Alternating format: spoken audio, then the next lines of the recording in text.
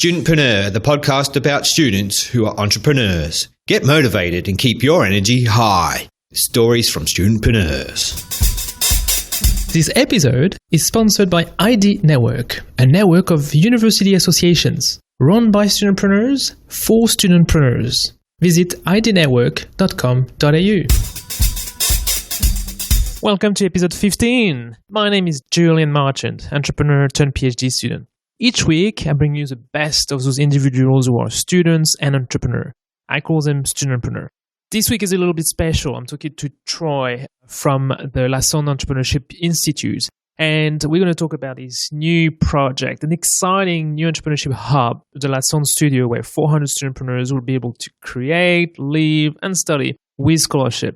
It removes all the barriers for studentpreneurs that we talked about with other guests. So listen up, and it's going to be amazing. Hi, so we have Troy D'Ambrosio with us, the Executive Director of Lassonde Entrepreneur Institute at the University of Utah. Troy, do you want to introduce yourself very quickly? Thank you, Julian. Hi, it's great to be with you.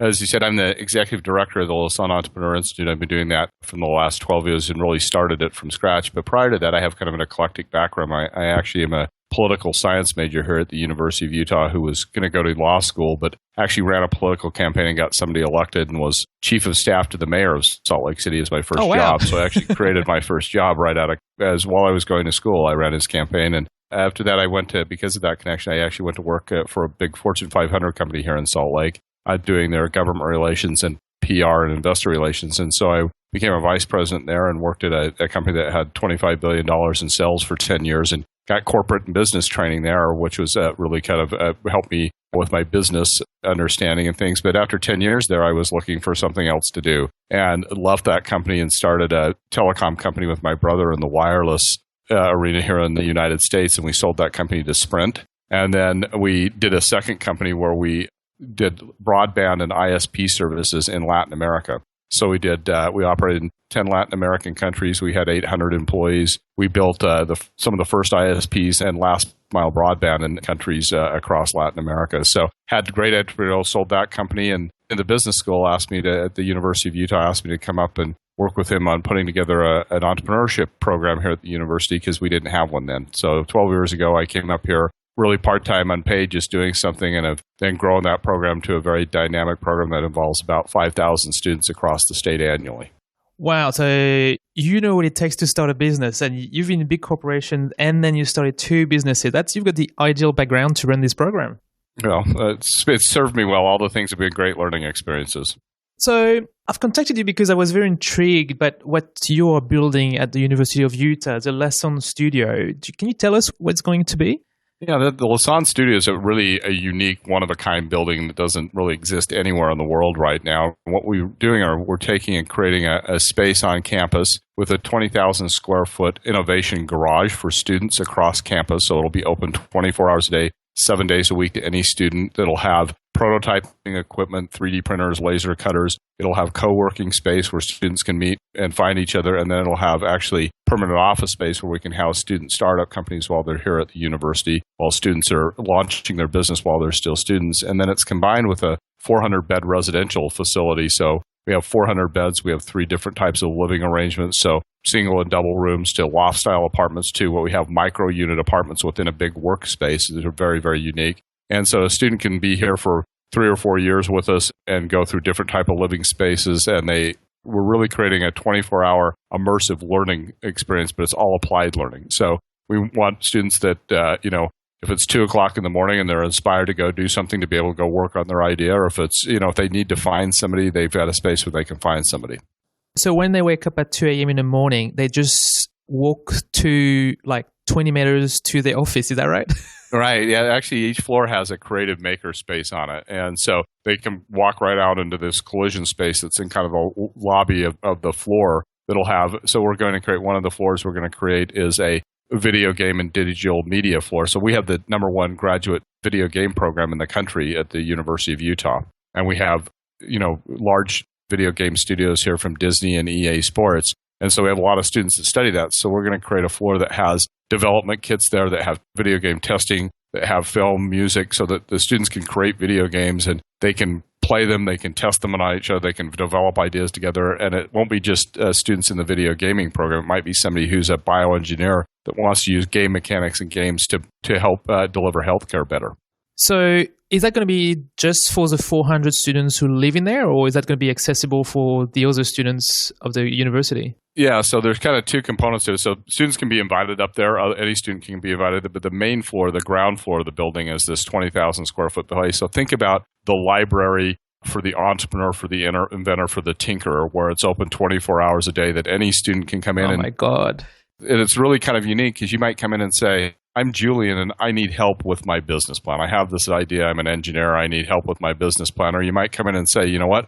I'm Troy and I don't have an idea, but I'm very good at putting business plans together. I know how to do financials because I'm an accountant. Hey, I can help you, Julian. How do we find each other? And so really one of the things that spurred this was I was talking with a couple of students. One was a group of students that had developed an idea. So we have a fund, a seed grant fund for students. So any student on campus can come and say, I need $500 to build a prototype. I need $1,000 to start my website. I need $5,000 to get my inventory going. And it's not competitive. It's just a grant. It's not a loan. We give you just the money. And so I was giving these grants out to students, and I had this student team that developed this camp stove that had a material layer that converted the heat temperature gradient into electricity so you could charge your phone when you're camping, your iPhone, or run LEDs. Oh, wow. And so I'd give them a grant to doing this, and they were literally going out through their garage of their parents' house, cutting up their mother's pots and pans and working on this. And I said, so what could I said, how could I accelerate? How could I help you guys? It said, if we had a workspace on campus, that's right, it'd really help us. So that was kind of one inspiration. And then I was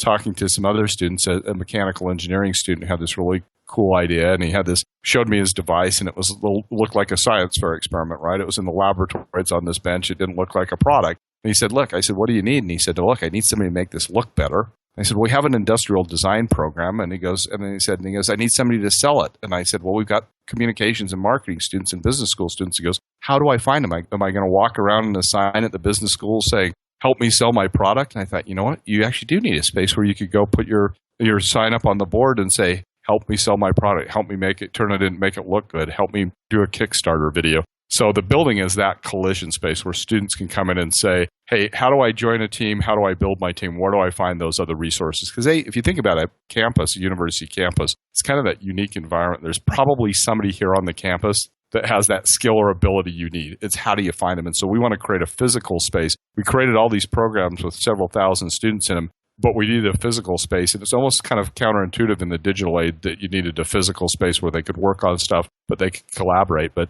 if you walk into the library or you walk into a classroom, students aren't there to meet and collaborate on something, right? In a classroom there. And so there's really no space on campus to do that kind of thing. And so we're creating that. And it's very much an experiment and an entrepreneurial experience in itself of how this is going to work, how students are going to use it, what type of equipment they need. And so we've tried to create it so it's really flexible so we can adapt to technology change and student interest. That's good, yeah.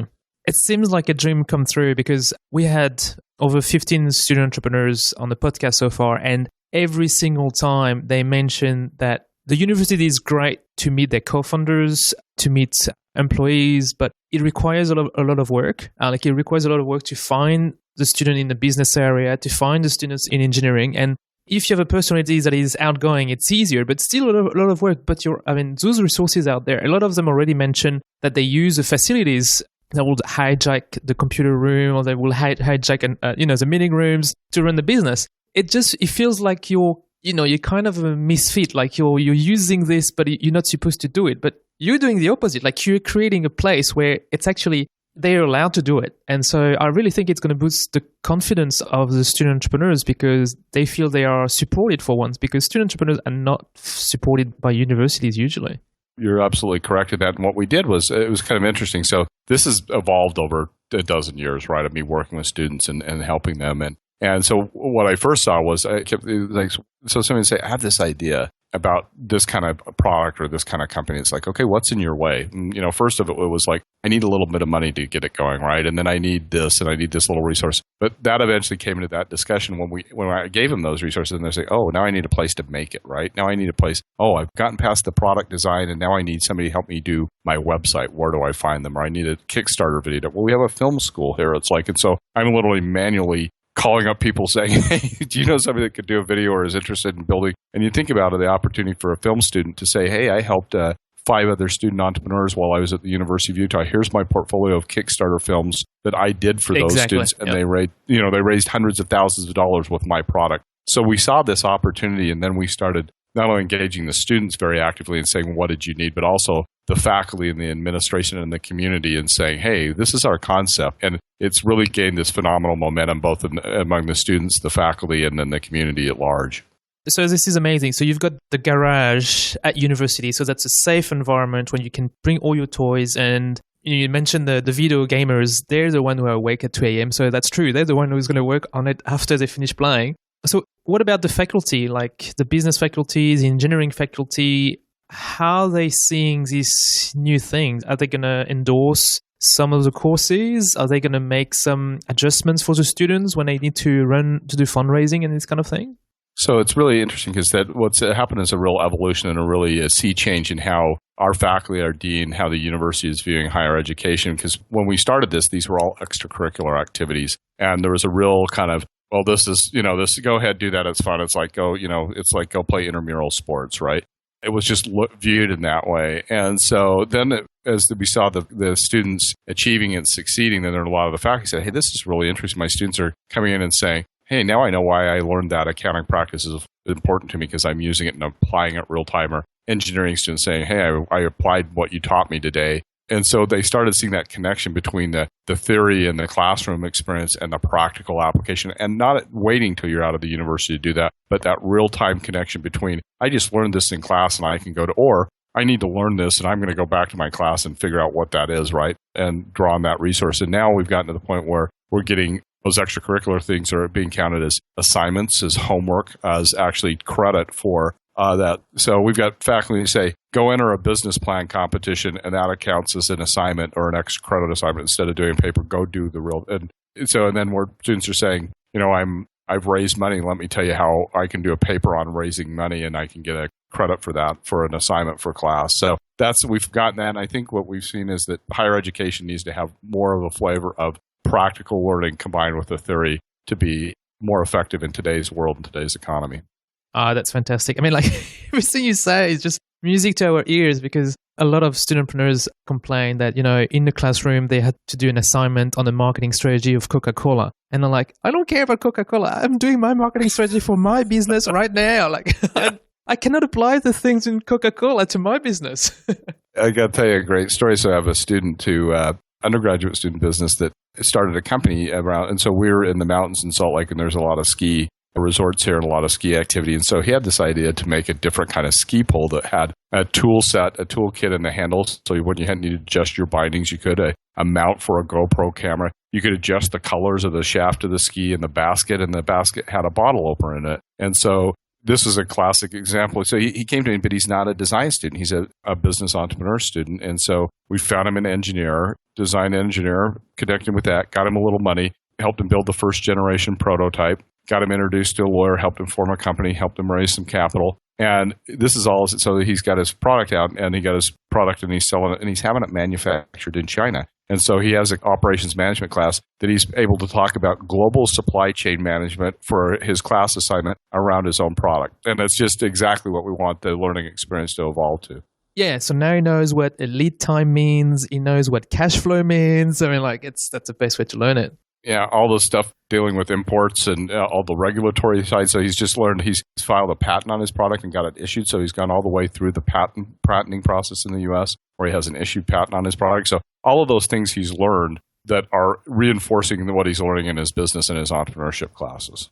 Wow, that is fantastic. And how is it sold to the university? Because, I mean, one of the key reasons usually is to say, well, if you support your student entrepreneurs, they're going to become alumni, and they're probably going to be the one that gives back the most to the university. Is that the motivation of the university, or is that something else? No, that is, I would put way down on the list, is that we're in the business of educating students to get better jobs. And that might be a better job because you created your own company. Or it might be because, hey, I tried some things. Maybe my idea didn't work out, right? I had this idea and it didn't work out, but I learned an incredible amount and I got a skill set that allowed me to get a better job.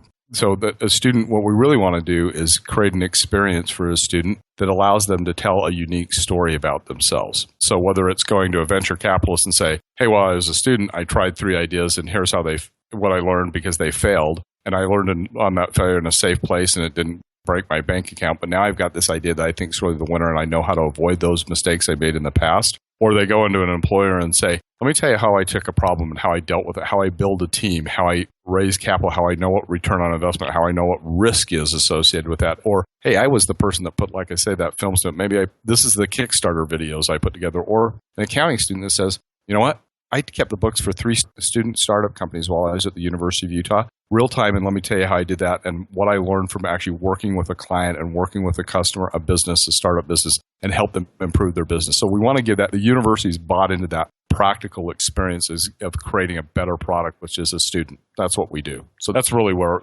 we've captured the vision of the university, and they've captured our vision too.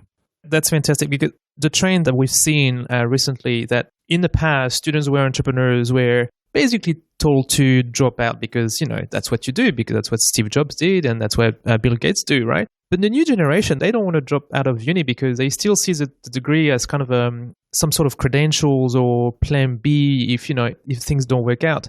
But you help them to actually finish the degree and having their perfect experience as well. That's sorry, I keep saying fantastic, but you don't know, So, you use those examples, and I actually really, Stephen Jobs or Bill Gates is like LeBron James, right? LeBron James didn't need to go play. I mean, he went straight to the pros, right? But he's the one out of 1,000 that can do that, right? The rest of us, and I need that background. And look, they all say, hey, their college experience is where they got a lot of what they started. And we don't want students to have to make that choice either, right? We want to say they reinforce each other, and what a better place and what better time in your life to take some risk, to try some things, do it in a way that while you're learning and you're in this rapid learning environment, that you can synthesize all that together. And so we think that's an artificial choice that it's either go to college or start a company.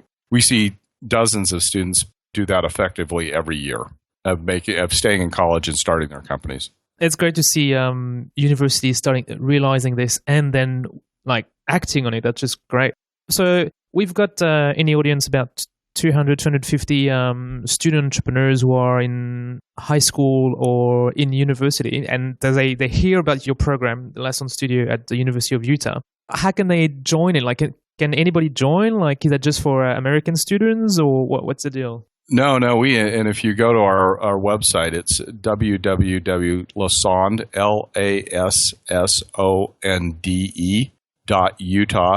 lassonde.utah.edu. You'll see a video. We actually have a call out. We're looking for we have a residential facility that has 400 beds in it. We want the 400 best entrepreneurs from around the world to come and live with us every year. From around the world. Excellent. So it's and we want musical entrepreneurs. We want snowboard entrepreneurs. We want engineering entrepreneurs. We want humanities entrepreneurs. We want those creative types to come in there and live with us. And we actually have $3 million of scholarship money available for students to come and live with us at the University of Utah and help them, and they can study whatever they want. They can study, like I say, engineering or fine arts, or they can study business. And so we think that the real next lift that we're going to have in the program is pulling all of those best and brightest minds together, and also that creative mix of different disciplines and deep people from different places that have different perspectives, and putting them in this. I kind of think of it as a nuclear reactor. When you put all the atoms of energy together and they combine in the right way, they create more energy and light than they had independently. And so we have this call at our website. Any student can go apply. And so our application is very simple. Go in and inspire us of why you want to be in the building. So you can link a web page to a business you've already started. You can send me an Instagram account. You can send me a YouTube video. You can send me an essay. You can say, look, I want to figure out what I want to be when I grow up, and this is the place I want to do it. All of those things,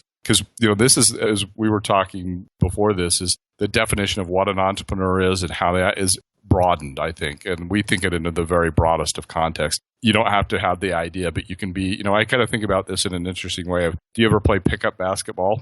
And so you go to a court and one guy has the ball, right? And then you say, hey, can I join your team and play together? And you can be the point guard and I'll be the power forward and I'll play defense, right? And that's what this is about, is you come in, so you don't necessarily have that idea. You can be part of the team. You can be there. So we're really broaden what we want to, and we want to attract those people in there, because it's about teamwork. It's not about individuality. And so we want to build those. So if students are interested in coming, go to our website. Like I say, it's lassonde.utah.edu. There's a very simple link to add on there. You still have to get admitted to the University of Utah. But if you do and you come and live with us, we've got, like I say, $3 million of scholarships annually we can hand out to students to compensate them for their education to come here. And so we're looking for those great creative minds to join us in Utah. Oh, well, you will get them because what you've described doesn't exist anywhere else in the world. And if people have already started their business, they'll realize the value of it. So you can even fund their living there. So that's just, I mean, you're going to have a lot of application. Is there an age limit?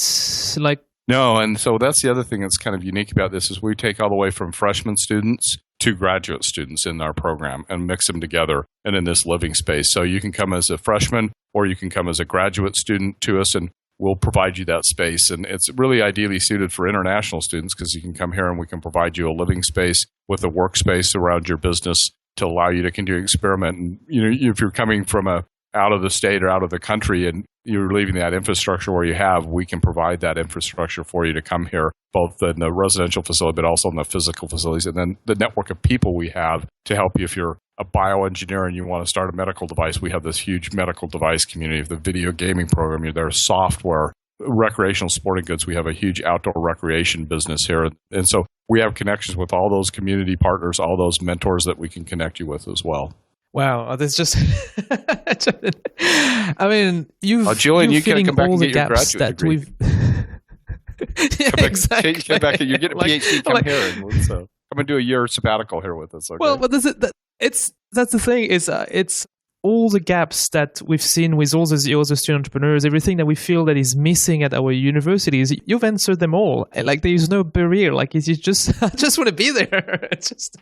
So yeah, I mean, you'll probably have a lot of application with all our audience because that's what they're looking for. And I hear that the lifestyle over there is not bad either, right? You've got snowboarding, skiing, climbing. I mean, you've got it all. Yeah, if you like the outdoors, we have this phenomenal. We're set in the mountains. We're 300 yards from national forest. I can go hiking. I'm 30 minutes from a ski resort. I'm 3 hours from Moab, the Red Rock Company Arches National Park, and 5 other national parks I'm within about 5 hours of. So it's phenomenal recreation and outdoor, and people are very active. We have 300 days of sunshine here in Utah. People don't realize that we're one of the sunniest states in the country, and very dry humidity. And it's just, we're just this one of those great. People are very healthy here because they're outdoors doing everything. So it's a great place if you love the outdoors and like to recreate. That sounds great.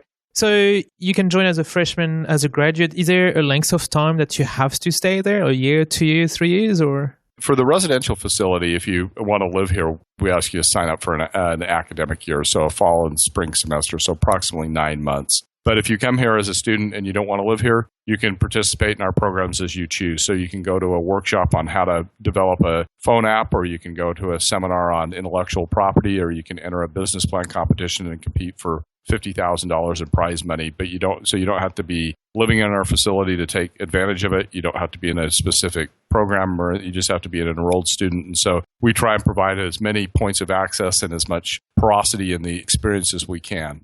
That's just fantastic. So I know it's still early on, but how are you going to keep in touch with the people that graduate from a program and from the businesses that they build? Are you going to be able to support them and bring them back to the university when you need them? Yeah, and so we've started developing that process as well. And so one thing we've got a very active group of alumni that have been involved with us, and they come from all disciplines: law, business, engineering, medicine, and they are actively involved in this. And really, the most interesting thing is, while we support them, they're a phenomenal support network for us. So I have this network of people that are now in their own companies or out in industry that. I have one of my former students that's now an analyst at a pharmaceutical company. And so I was able to reach out to him on a product we were working on and say, hey, Chris, does this make any sense? And so they come in as mentors. They're there as a network. And then we have an alumni in here just the other day, bioengineering student. She just won a $150,000 international prize around her device. And we're putting out a big press release to celebrate her success and helping promote her business and her idea. So we provide that. Wow. Kind of support. So you're promoting her even after. Wow. Yeah. So yeah, we love to celebrate our student successes. So. Okay, I'm going to tell my wife we are moving to Utah in fall. Fantastic. No, this is great. I just hope that a lot of university will be looking at your program and see that it is successful and then develop more and more of similar programs, because it's, I believe that's what we need. And it's brilliant. Good news is that I've had in the last year about 15 universities come and visit with me, see what we're doing, ask what we're doing. We share completely. I actually had one university from Canada from Montreal come and visit with me recently. So the word's out. We're doing it. We're completely open. We share everything we can, all the best practices, because this is not a competitive sport. It's not a zero-sum game. This is building the entrepreneurial community and spirit and economy. And so we're happy to share anything about what we do. And it's great to talk with our colleagues, because I always learn something from them. They're always doing something that I haven't thought about. And so it's a great collaborative environment among the entrepreneurial communities in the universities in the United States.